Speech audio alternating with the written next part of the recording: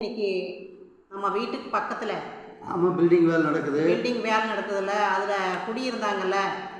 அவங்க குடியிருக்கிறாங்க, வேலைக்கு வந்தவங்க. இது உண்மையான இன்னைக்கு நடந்த நிகழ்ச்சி தானே? சொல்லுமா. அந்த குட்டீஸ் ஒரு 5 வயசு தான் இருக்குது அந்த பொண்ணுக்கு, பாப்பாவுக்கு. அது எட்டி பார்க்குது போகுது. எனக்கு சரி இது யாரடா புதுசாக இருக்குது அப்படின்னு நானும் பார்த்தேன். ஒரு 2 டைம் பார்த்தேன். நாய் உழைச்சி தான் அந்த குழந்தை நாய் உழைக்குது, பயந்துட்டு போகுது. அப்புறம் பார்த்தா அந்த கடைக்கு போகுது. அப்புறம் அந்த பக்கம் சுற்றிகிட்டே இருக்குது. அப்புறம் பார்த்ததுன்னு எனக்கு தெரியல, எனக்கு புதுசாக இருக்காங்களா. அப்புறம் பார்த்தா அந்த குடிசையில் இருக்கிற குழந்தை என்னன்னு தெரியல. அப்புறம் இப்போ 2 நாளாக அவங்க அதில் குடியிருந்துட்டுருக்காங்க. அந்த குடிசை தானே, மழை வேறு வந்துட்டுருக்குது. நல்ல மழைனா சரியான மழை பெஞ்சுது. அந்த பில்டிங் அந்த கூரையாச்சா, அது கூரை ஓலை இதெல்லாம் ஒழுகுது. அந்த பாப்பா அந்த பக்கம் இந்த பக்கம் ஓடிக்கிட்டே இருக்குது. அவங்க அம்மா சத்தம் போட்டிருக்குது. அப்புறம் என்ன பண்ணுறாங்க அப்படிங்கிறது தெரியல. அப்புறம் பக்கத்தில் அவங்கெல்லாம் என்னமோ பேசிகிட்டு இருந்தாங்க கசகசன்னு. அப்புறம் போய் பார்த்தா அந்த பொண்ணு பாப்பா இருக்குதுல்ல, அரளிப்பூ செண்டாட்டு அந்த கம்பெனிக்கு பின்னாடி இந்த செண்டு மாதிரி கொண்டு வந்து வச்சுட்டு இருந்தது. அரளிப்பூ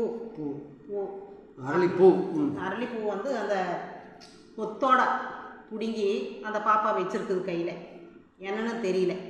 அப்புறம் நம்ம எதுக்கு பேசுகிறாங்கெல்லாம் போய் பார்த்ததுன்னா, யாரும் அதை பிடுங்கி வச்சாலே செத்து போவாங்கன்னு சொல்லியிருக்கிறாங்க. அரளிப்பூ கையில் வச்சுட்டு இருந்தாலே செத்து போவாங்க அப்படின்னு. அப்புறம் அந்த பாப்பா கடைசியில் கேட்கும்போது என்னங்கிறாங்க, அவங்க அம்மா அதை வச்சுருந்தாலே செத்து போவாங்க அப்படின்னு சொல்லியிருக்கிறாங்க.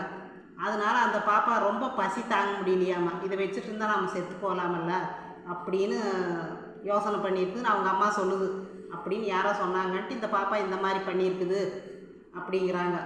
எப்படி பாருங்கள், அந்த மாதிரி ரொம்ப கஷ்டப்பட்டுட்டு இருந்தது. அரளிப்பூவை வச்சு நம்மளாம் அப்படியா செத்து போகலாம் அப்படிங்கிற வறுமையில் அந்தளவுக்கு கஷ்டப்பட்டு இருக்கிறாங்க. அப்புறம் காரணம் என்ன? கூட்டம் மேஸ்திரி என்ன பண்ணியிருக்கிறா, காசு இருக்கா இல்லையா, கொண்டு வந்து விட்டானல்ல, பணம் கொடுத்துருக்கோன்னு போயிருக்கணும் தெரியல, கொடுக்காமையும் போயிட்டான். அந்த பிள்ளை கையில் காசு தான் பார்த்து புதுசாக வந்திருக்காங்க. யார் கொடுப்பாங்க? மாட்டான். அப்புறம் நான் பார்த்துட்டு இப்போ நம்ம வீட்டில் ஒரு 5 கிலோ ரேஷன் அரிசி இருந்ததுல, ரேஷன் அரிசியும் பருப்பு ஆயில் இதெல்லாம் கொண்டு போய் இப்போ கொடுத்துட்டு, அப்புறம் பணம் ஒரு 100 ரூபா கையில் கொடுத்துட்டு வந்தேன். அப்புறம் என்ன பண்ணுறது, குழந்தையாச்சு, பசி தாங்க முடியல. அப்புறம் நம்ம பால்காரர் அந்த பக்கம் வர்றாங்கல்ல, அவங்கள ஒரு 1/2 லிட்டர் பால் ஊற்றி சொல்லிட்டு வந்தேன். ரொம்பவுமே கஷ்டம். மேஸ்திரி வந்த நாளைக்கு கேட்டுக்கலாம். கல்லடுப்பு இருக்குது, விறகெல்லாம் வச்சு இல்லை. அத்தனை ஒரு கஷ்டத்தில் அந்த குழந்தை பசியோட, அவன் பசினா அப்படி ஒரு பசியாமல் 2 நாளாக சாப்பிடாம இருந்திருக்குது. மேஸ்திரி இப்போ வர்றேன் நாளைக்கு வரேன், அந்த அம்மா அதுதான் நேரம் பேசுனதுக்கு இப்போ வர்றேன் நாளைக்கு வரேன்னே சொல்லிட்டு இருக்கான். அவங்க வீட்டில் பார்ட்டி கொண்டாட்டம் இந்த மாதிரி இருந்திருக்க மாட்டிருக்குது. வந்துடுவேன் பணத்தையாவது கையில் கொடுத்துருக்கோணுமல்ல. அவங்க வீட்டுக்காரரும் இல்லை அந்த அம்மாவுக்கு. எவ்வளோ கஷ்டம். அந்த குழந்தை பசி இப்போவே தாங்க முடியாமல் அந்த அரளிப்பூவை வச்சுருந்தா செத்து போவான்னு இங்கே யாரோ சொல்லியிருக்காங்க நம்ம ஆளுங்க. சரி, அது இப்போ வந்ததுனால அந்த மாதிரி சொல்லியிருக்காங்கன்னா பாருங்களேன். அது இப்போ நியூஸ் எல்லாம் வந்ததுல, அதனால அவங்க பயந்துட்டு அந்த மாதிரி சொல்லியிருக்கிறாங்க. அவங்க மேலே அதையும் வச்சுக்கிட்டு விளையாட்டை வச்சுக்கிட்டு அப்படியே இப்போ தூங்கி இருக்குது. அதை வச்சுட்டு தூங்குனா அப்படியே செத்து போகலாமா பசிக்கு? அவங்க அம்மா சொல்லுது. கஷ்டமாக இருக்குது கேட்குறதுக்கே.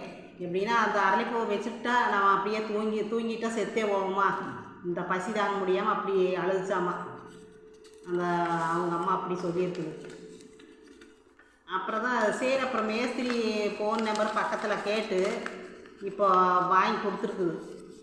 சரி, கொடுத்துட்டு வந்துருக்கீங்களா? 2 நாளைக்கு வரும்போது மேஸ்திரி வரட்டும், நம்மளே விட்டா போகுது. அப்புறம் மளிகை கடையில் வேணுங்கிறத வாங்கிக்க சொல்லிட்டேன். பக்கத்தில் மளிகை கடையில் அந்த மாதிரி இல்லாதவங்களுக்கு ரொம்ப வறுமையில் இருக்கிறவங்களுக்கு நம்ம கொடுத்து ஹெல்ப் பண்ணுறது தப்பு இல்லையில. அந்த பாப்பாவை பார்த்தா அவ்வளோ பாவமாக இருக்குது. அது சின்ன குட்டீஸ் ஒன்று இருக்குது, அதை விட ஒன்று, அது 2 வயசு பையன், அதுவும் அழுதுகிட்டே இருக்குது. கஷ்டமாக தான் இருக்குது பார்த்துட்டு. அப்புறம் பக்கத்து வீட்டுக்கு பாட்டிக்கு பல்லு வலி வேறு காலையில் இருந்து, அதை கூப்பிட்டு இன்றைக்கி வீடியோ போடுறதுக்கு அதனால தான் லேட்டு. பக்கத்து வீட்டு பாட்டிக்கு வந்தால் பல்லு வலி கூட்டிகிட்டு போனது இந்த நிகழ்ச்சி நடந்திருக்குது. சரியம்மா அதெல்லாம் நம்மளால் முடிஞ்சது உதவி மற்றவங்களுக்கு உதவி செய்யணும். இந்த மாதிரியெல்லாம் பண்ணக்கூடாது. கூலிக்காரங்களுக்கு வந்து கூலி கொடுக்காம இழுத்தடிக்கூடாது. அதுதான் நான் சொல்கிறேன். சரிங்களா? அவர் மேஸ்திரி அப்படி மோசமான செஞ்சு இப்படியே